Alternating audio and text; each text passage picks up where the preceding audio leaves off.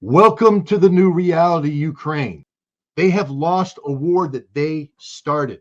He sat down and pulled out a piece of paper and said, here's the terms of the negotiation for the surrender, we believe. And Chukov went, that is the reality Ukraine faces. Why waste your time talking about negotiating? That Nazi Germany won the Battle of Berlin. Negotiation accepts the notion that Ukraine is the victim here. Ukraine, backed by the United States, overthrew Viktor Yanukovych's constitutionally legitimate government. Donald Trump, as his primary responsibility is to continue supplying weapons.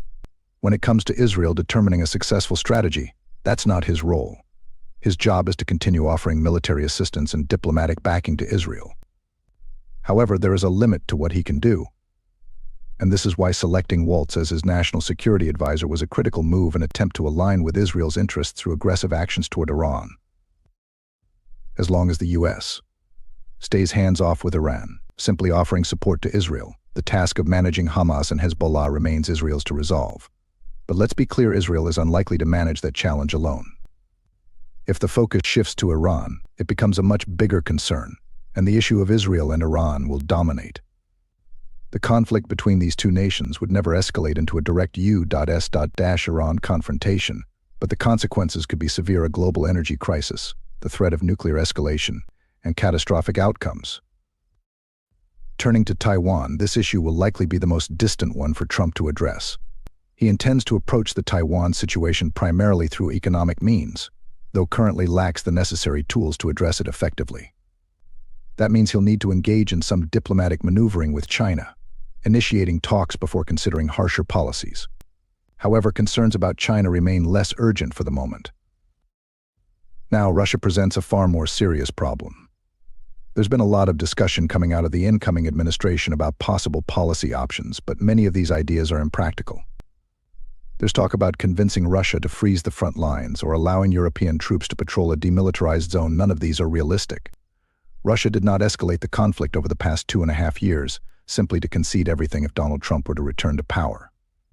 While a solution may exist, it must acknowledge the strategic victories Russia has gained and the reality of Ukraine's defeat, along with NATO's and America's loss.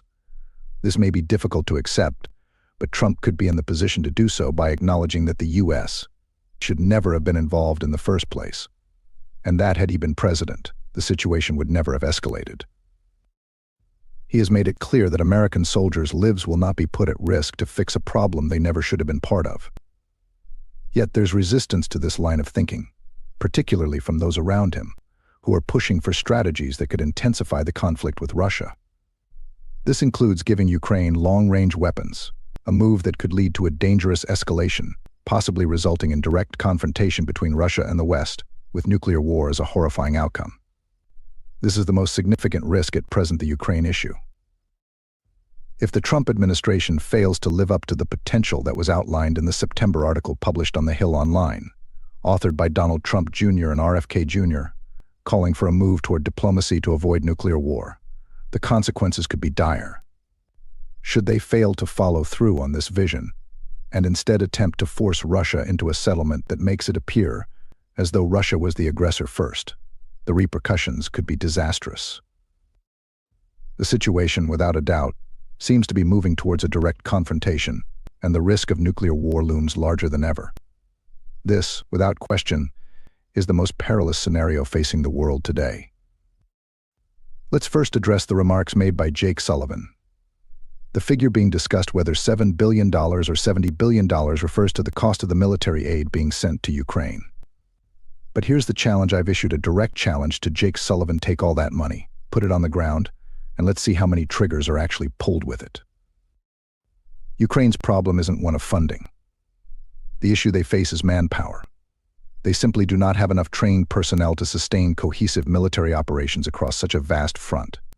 No amount of financial aid is going to resolve this basic reality. The U.S. has already spent $120 billion of taxpayer money on this effort, and increasing it to $127 billion won't change the situation. And when Donald Trump steps into the equation, let's be clear, it's not as if a magical solution is just waiting to be implemented. If there were a viable solution in Ukraine, the Biden administration would have acted on it already. But the truth is, no such solution exists. Politically, the Biden administration has locked itself into a position where admitting defeat is off the table. Trump, however, would have to do so, but with a critical distinction: he would place the blame squarely on Biden. The fact remains, the only way this war ends is with a Russian victory. Let me say that again: the only way this war ends is with Russia winning. And the terms of that victory will be determined by Russia, and Russia alone. The Trump administration must come to terms with this, as we are too far along in this conflict to exert any meaningful leverage. There were opportunities before Russia launched its special military operation, but those windows have closed. At this stage, any actions now would have been far more effective had they been taken earlier. At the heart of the matter lies the West's unwillingness to acknowledge the flaws in its prior policies. The reality is that Russia was right, and the West will ultimately have to yield to certain Russian demands. But until the West, and particularly Western leaders, are prepared to accept a Russian victory and recognize that only Russia can dictate the terms for resolving this conflict, the war will continue. This is not just another international dispute for Russia. This war is of existential importance. And it's important to note Russia didn't make it that way. It was the West's decision to engage in a conflict with the aim of strategically defeating Russia. This strategic defeat is something Russia will never accept. In fact, one of the clearest ways to ensure Russia's strategic survival is for Russia to prevail in this proxy war in Ukraine. As for Donald Trump, there is no leverage over him, none at all. The United States, under Trump's leadership, holds no vulnerabilities to pressure from other countries. Consider the British Defense Minister's situation should he mobilize the entire British military and gather them in a European-sized stadium. There would still be thousands of unsold seats. It's a joke. While Britain may possess nuclear weapons aboard submarines, the rest of their military capabilities are shrinking.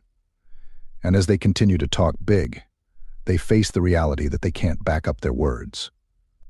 Who are they going to turn to for support? France. A country in disarray with too many internal problems. Germany. Another joke. In any attempt to apply pressure, you must have the capabilities to back up your threats. But right now they have nothing to threaten with. As a result, Trump will not be intimidated by these nations. In fact, he will turn to them and say, "What part of us pulling out of NATO don't you understand the reality is? NATO would cease to exist if the United States decided to withdraw. It can't survive without the U.S. pulling the weight." After decades of military reliance on American resources, NATO members would face collapse. This collapse stems from the fact that their budgets and military priorities have been based on the assumption that the U.S. would always be there to fill in the gaps. But if the U.S. withdraws, they would have to pick up the slack, and they simply can't afford it. This situation points to desperation on the part of declining European nations, all trying to revive a failing European Union and a crumbling NATO alliance. It's clear that NATO, as it stands, is on the brink of collapse. The best that the United States can hope for is to delay disengagement for a few more years, hoping that a change in leadership at the polls in 2024 will keep the America First movement from gaining further traction. But Trump is operating on an accelerated timeline. The ongoing situation in Ukraine could very well push him to take decisive action, not only pulling the U.S. out of Ukraine, but perhaps even dismantling NATO altogether. At this moment, there will be no grand agreement between the United States, China, and Russia. The reality is that there is no common ground to even begin such discussions. The first priority is to shift away from a policy that aims for the strategic defeat of Russia. Russia is not going to engage with the United States that has such a policy in place. Why would they? There is nothing to gain from talks under those conditions. Therefore, Russia will not come to the table, especially when it comes to disarmament. The question becomes, what exactly are we asking of Russia? Should they be expected to eliminate their nuclear weapons, the very weapons that prevent the U.S. from entering Ukraine? The notion that Russia would give up its nuclear arsenal as part of a disarmament dialogue, while the U.S. continues its policy of seeking Russia's strategic defeat, is nonsensical. Why would Russia even consider negotiating away their most powerful deterrent? And frankly, their right to resist. But for disarmament to move forward, much more needs to happen.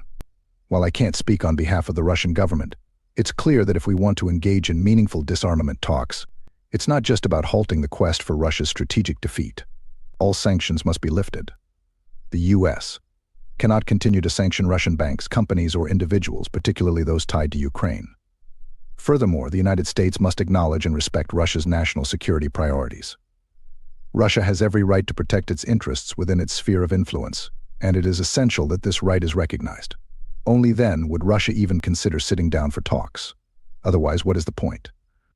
If the goal of the talks is to expand NATO, facilitate Ukraine's membership, and weaken Russia with the ultimate aim of its strategic defeat, those discussions are dead on arrival. Russia will not engage in that kind of dialogue. At present, it seems disarmament talks are at a standstill. But I would advise the Trump administration to consider reviving the arms control and disarmament framework that existed in the past. This agency, created in 1961 under John F. Kennedy, was dismantled by Bill Clinton in 1999. Yet during its existence, it oversaw some of the most significant arms control achievements in history: the NF Treaty, the START Treaty, and the SALT agreements. These were all possible because of the agency's work. Today, we lack the necessary infrastructure and expertise for meaningful disarmament negotiations. Before we even consider engaging with the Russians on this front, we need to rebuild an effective arms control agency, one that is specifically tasked with nuclear disarmament. We need to restore the diplomatic muscle that once supported arms control, and that means shifting policy-making responsibilities back to the State Department, away from the Department of Defense. But to make that a reality, we need leadership at the State Department that isn't headed by someone like Marco Rubio. The idea that Ukraine will simply survive or should be allowed to survive this war is unrealistic. Ukraine has already lost.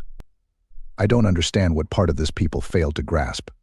This loss means that Ukraine will have to undergo significant and fundamental changes. I don't see Russia allowing Ukraine to freely elect a new leader like Zelensky.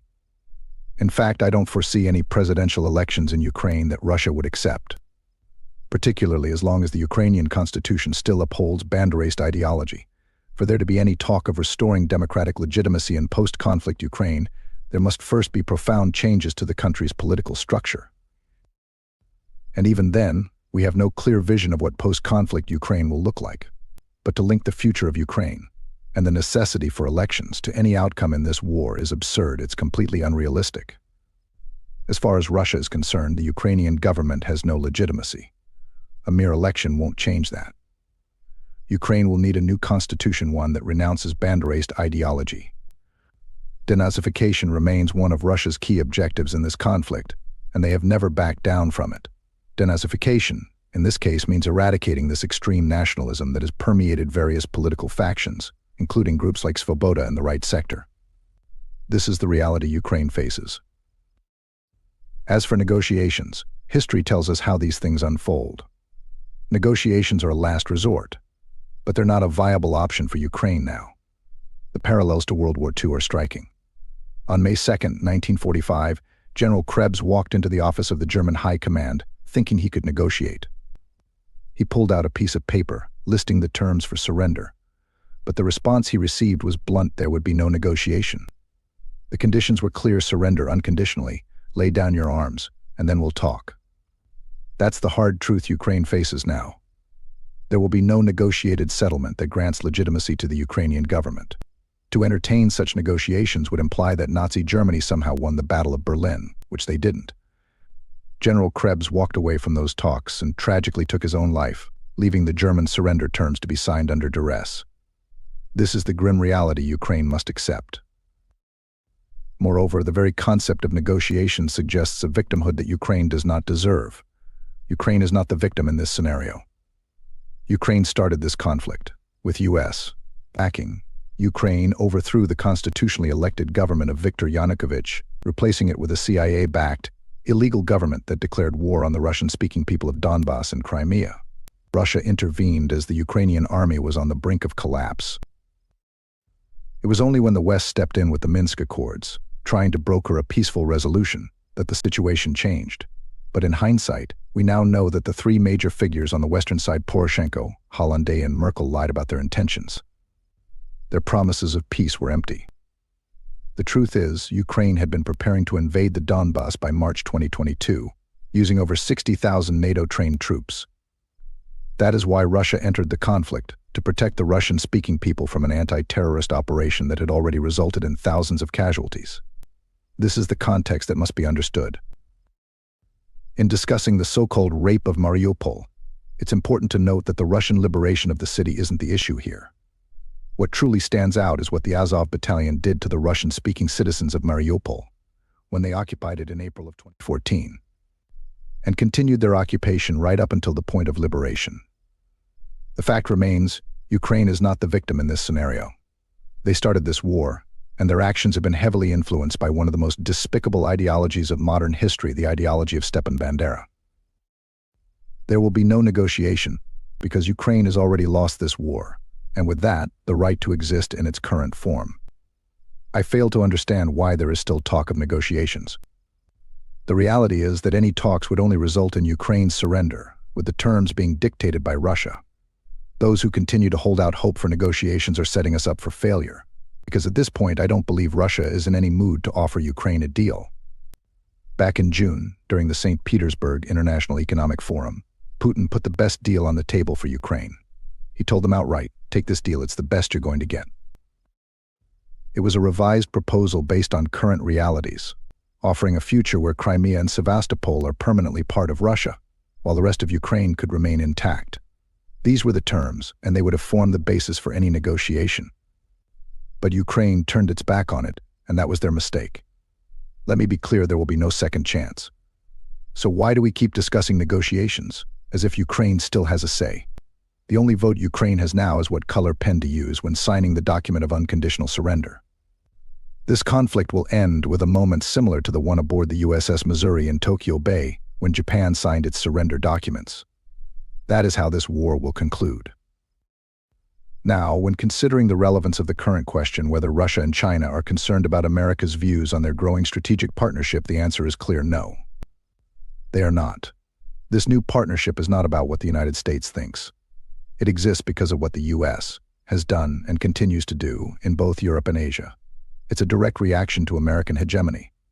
So the notion that the new American hegemon, Donald Trump, would approach the table and express concern is misguided.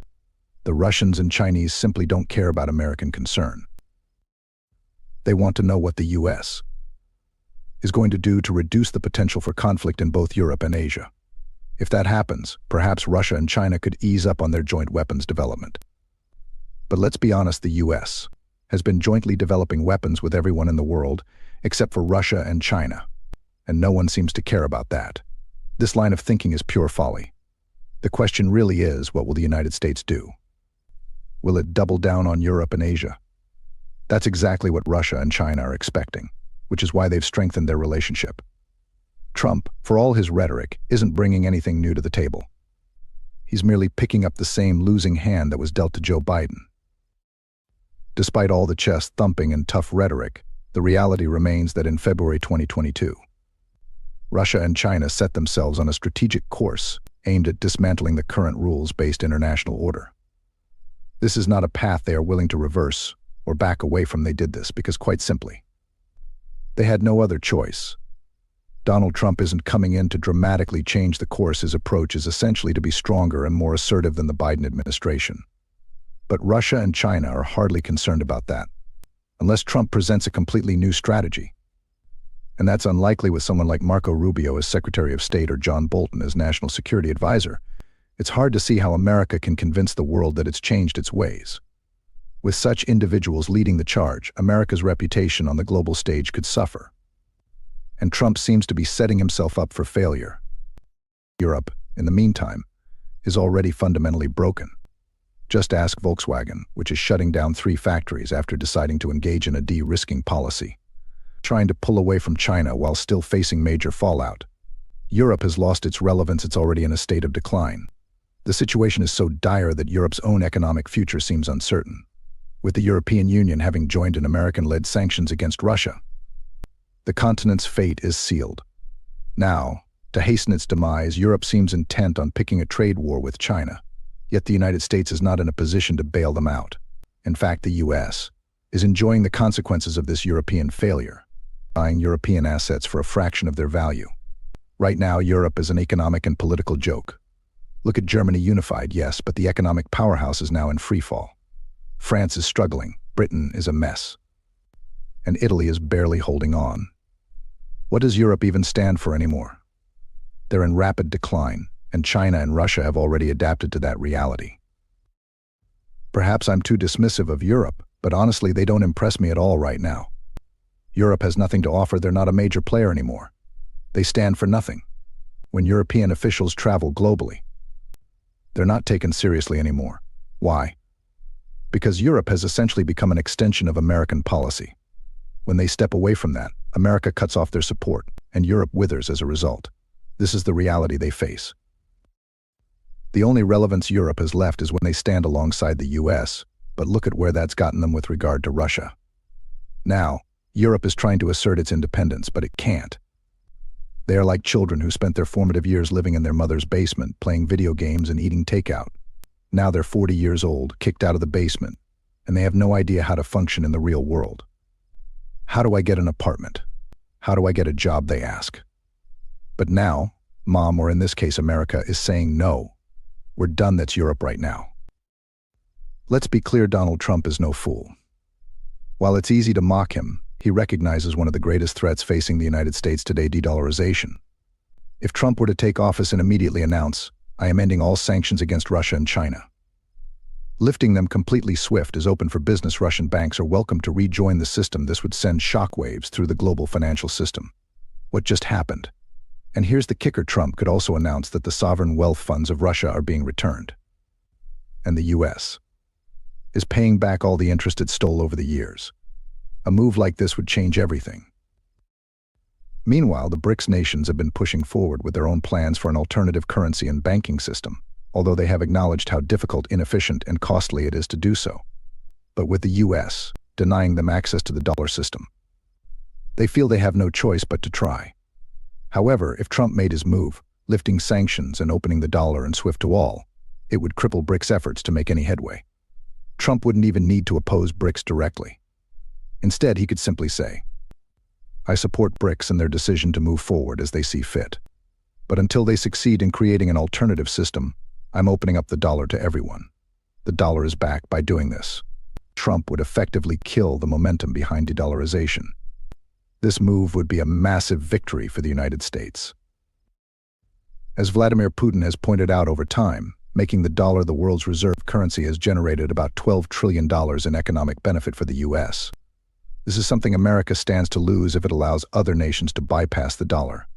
To prevent that from happening, the US doesn't need to attack the dollar. Instead, it can make the dollar more attractive, accessible, and reliable. Could Trump pull this off? Absolutely, if he surrounds himself with the right people. This is how you win the war without posturing or appearing overly aggressive. Trump would win the global financial battle overnight, without the need for threats or intimidation, just with common sense policy. However, Trump's usual peace through strength rhetoric, focusing on posturing, might be a hindrance. The key is to regain the world's trust in the dollar by making it universally accessible and convenient. Once that's done, the majority of global financial problems can be solved. And here's the next crucial point: Trump must avoid an infrastructure war with China. After all, China already has a $10 trillion head start. It's not a war the US can afford to pick. Here's the reality: the United States can't compete with China head-to-head in certain areas. So what should we do? Lift all tariffs with China. Open up to free trade. But don't stop there. Jump into that $10 trillion money-making machine that China is already building. Invest heavily in Africa, using the Chinese infrastructure there as a gateway to growth. Don't go in as a competitor, but as a partner to China. By aligning with China and combining that with a stronger dollar policy, you've just won the global economic war without firing a shot or spending a dime. The key is positioning yourself as a crucial part of China's growth plan, particularly in boosting trade volumes. Yes, China will continue to do well, but the growth they experience will be, in part, because of us. This means they will have to work with us. They won't be able to ignore us anymore. Now, we have a common cause with China. Now, if you want to break China and Russia apart, you don't do it through threats or confrontation. Instead, you take the approach of saying, "I support the strong relationship between Russia and China. I support the Shanghai Cooperation Organization, and you're not being manipulative." You're simply positioning the United States as an essential partner in economic terms. When China sees you as important to their growth, they will have no choice but to adjust accordingly. The same goes for Russia, by maintaining positive relations with Russia. You make yourself relevant once again. This is how you win. You don't win by confronting your adversaries, you win by winning them over. The US still has the reach and influence to do this, and with a slight change in strategy, we could come out ahead. The key difference is in leadership. The greatest leaders are those who walk into a room and command attention not because they demand it, but because they've earned it. Their relevance is undeniable. The worst leaders are those who enter a room and make people stop what they're doing not out of respect, but because they're intimidated. That's not leadership. And that's where the US has been failing. We've become the type of leader that people ignore or reject, but we still have the ability to become the leader that everyone pauses to listen to. If we start showing that leadership, we could get back to where we need to be. If Trump couples this new leadership style with preventing the war in Ukraine, averting a war in Taiwan, and bringing peace to the Middle East, he could redefine America's role in the world. For the first time, America would be seen as the peacemaker, the good guy. Trump could do this, but only if he gets his choices right. Marco Rubio and Michael Waltz are not the faces the U.S. needs at the helm. Elise Stefanik is not the right representative for America at the UN. If Trump continues to make these poor selections and insists on a bullying, demanding style of leadership, he'll be doomed to repeat the failed policies of the past.